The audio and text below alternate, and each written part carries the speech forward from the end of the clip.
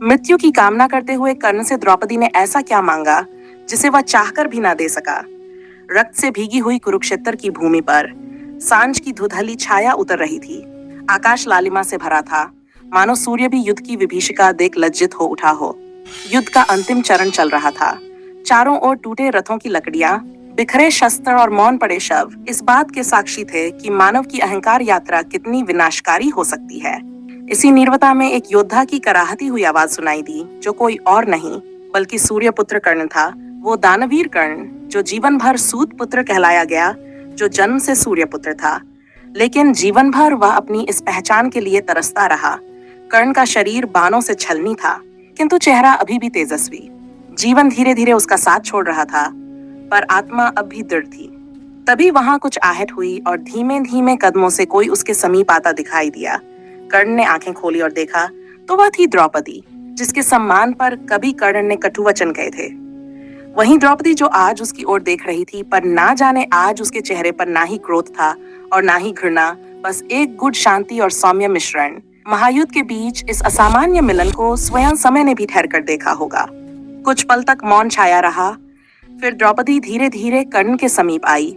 उसकी आंखों में हजारों प्रश्न थे, क्यों और कैसे। फिर उसने कर्ण से कुछ मांगा, ऐसा कुछ जिसे सुनकर कर्ण का चेहरा भी फीका पड़ गया। उसकी सांसें थामने लगी, पर उत्तर उसकी जबान से निकल ना सका।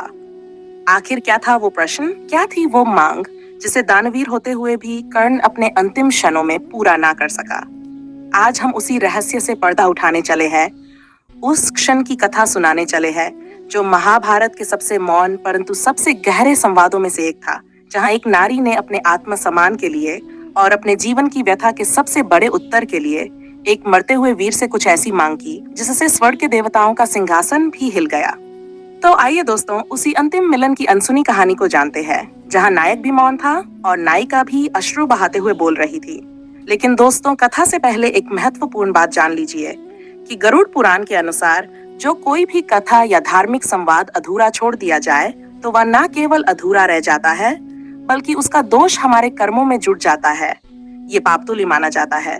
इसलिए आपसे हाथ जोड़कर निवेदन है कि कथा को अंत तक सुने, क्योंकि ये केवल एक कहानी नहीं, आत्मा को झकझोर देने वाली सीख है और एक ऐसा भाव है जो जीवन का मार्गदर्शन कर सकता है। साथ ही अगर आप एक सच्चे सनातनी हैं, तो हमारे चैनल सारस विज्ञान को अभी सब्सक्राइब करें और कमेंट में जय श्री कृष्ण लिखकर अपना समर्थन और आशीर्वाद अवश्य दें। तो आइए इस दिव्य और हृदय स्पर्शी कथा को आरंभ करते हैं।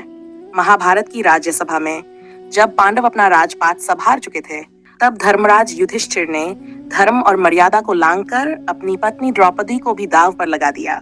फिर द्रौपदी को राज्यसभा में बुलाया गया और सबके सामने उसके वस्त्र खींचे गए, उसका अपमान किया गया। जहां भीष्म, द्रोण और कृपाचार्य जैसे धर्म के रक्षक चुप थे और भीम, अर्जुन, नकुल, सहदेव जैसे योद्धा भी चुप थे।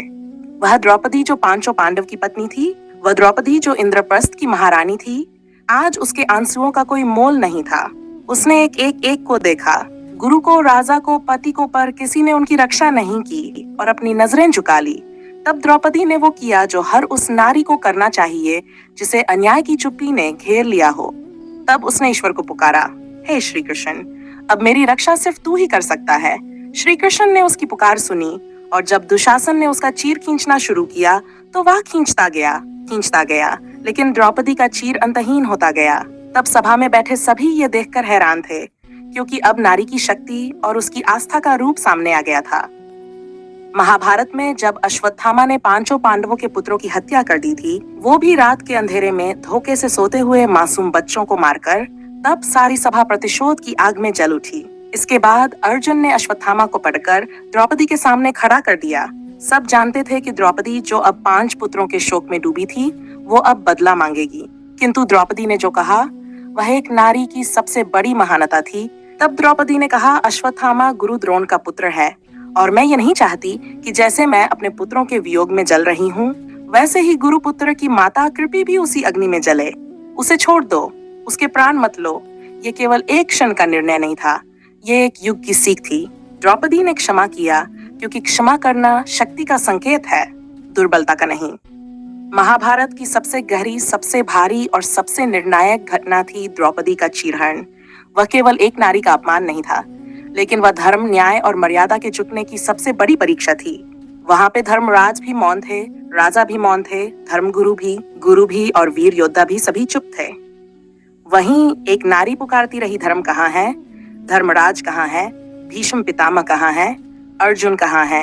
और जब किसी ने उत्तर नहीं दिया तो स्वयं प्रभु श्री कृष्ण उसकी रक्षा के लिए अवतरित हुए, क्योंकि नारी का हुआ अपमान कोई साधारण बात नहीं होती, वह पूरे समाज के पतन की शुरुआत होती है। जिस दिन द्रौपदी का चीरहरण हुआ उसी दिन महाभारत के युद्ध का बीज बो दिया गया। कौरवों की विजयश्री उसी दिन हार में बदल चुकी थी और श्री कृष्ण ने उसी दिन निर्णय कर लिया था कि अब युद्ध होगा और धर्म की स्थापना के लिए अधर्म का अंत करना होगा। द्रौपदी के अपमान ने एक महायुद्ध खड़ा कर दिया था। दोस्तों, अभी कथा यही समाप्त नहीं होती। अभी हम ये भी जानेंगे कि मरते हुए कर्ण से द्रौपदी ने ऐसा क्या मांग लिया जो वह नहीं दे पाया। कर्ण, जो जीवन भर अपने दानवीर होने के लिए प्रसिद्ध रहा, जिसने कभी किसी याचक को खाली हाथ नहीं लौटाया, जो मृत्युशैया पर भी अपना सोने का दांत निकालकर दान कर देता है, वही कर्ण अपने अंत समय में एक नारी की मांग पूरी नहीं कर पाया। वो महिला कोई साधारण महिला नहीं थी, वह थी पांचाल नरेश की पुत्री महारानी द्रौपदी। वही द्रौपदी जिसे कभी कर्ण ने सभा में अपमानित किया था, वही द्रौपदी जिसे पांचों पांडवों ने पत्नी के रूप में स्वीकार किया, वही द्रौपदी जिसे हस्तिनापुर की पूरी सभा ने उसके वस्त्रहरण पर मौन रहकर कलंकित किया, और उसी सभा में सबसे तीखा वचन कर्ण का था। अब प्रश्न यह है कि द्रौपदी, जिसने कभी कर्ण को अपने स्वयंवर में ठुकरा दिया था, जिसने उसका अपमान सहा, वहीं द्रौपदी कर्ण के अंतिम समय में उसके पास क्यों आई?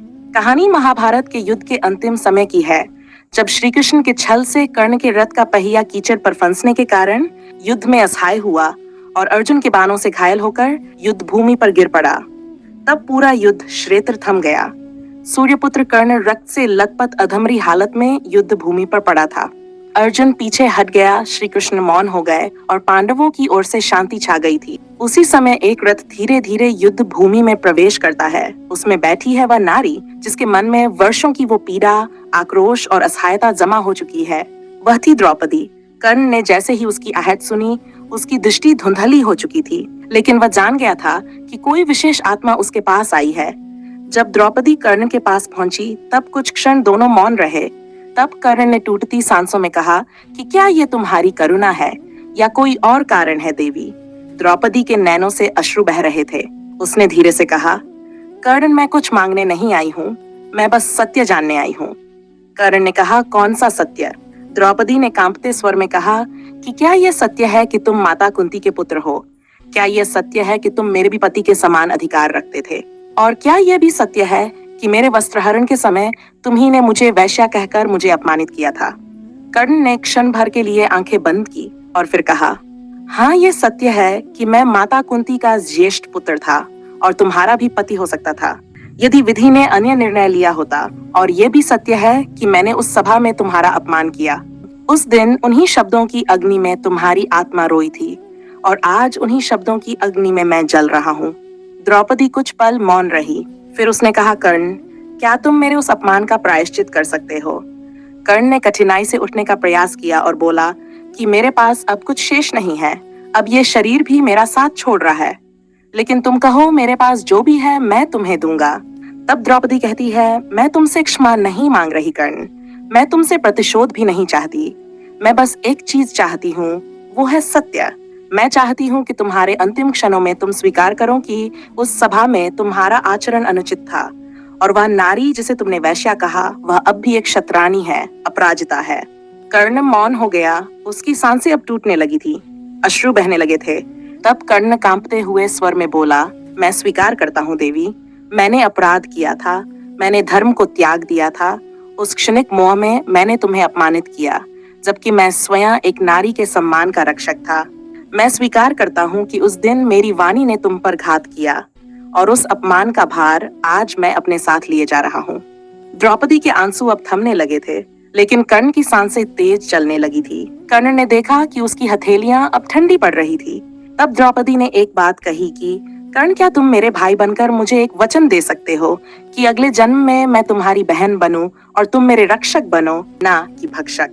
कर्ण ने आंखों में पीड़ा और पश्चाताप लिए कहा कि काश मैं ये वचन दे पाता।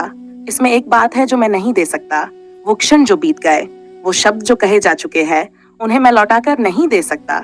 यही एक मांग है जिसे मैं दानवीर होकर भी नहीं दे सकता। इतना कहकर कर्ण की सांसें थम गई और उस पल द्रौपदी की आंखें फिर से छलक उठी।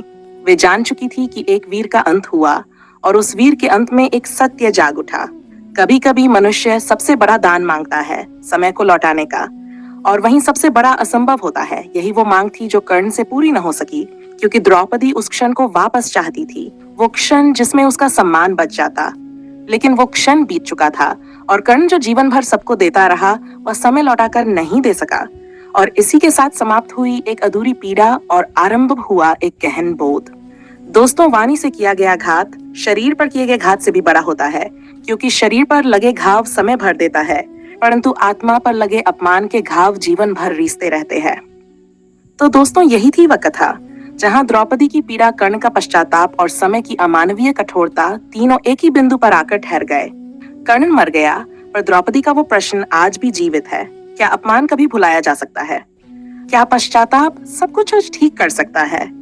अगर इस कथा ने आपके हृदय को स्पर्श किया हो और इस कहानी की पीड़ा और सीख ने आपकी आत्मा को झकझोरा हो, तो कृपया इस वीडियो को लाइक करें, अपने प्रियजनों के साथ साझा करें और हमारे चैनल सरस्वचान को सब्सक्राइब करना ना भूलें। आपका एक लाइक हमें ऐसी ही गहन, सच्ची और आत्मा को स्पर्श करने वाली कहानियों को आप तक पहुंचाने की प्रेरणा देता है। धन्यवाद। जय श्री कृष्ण।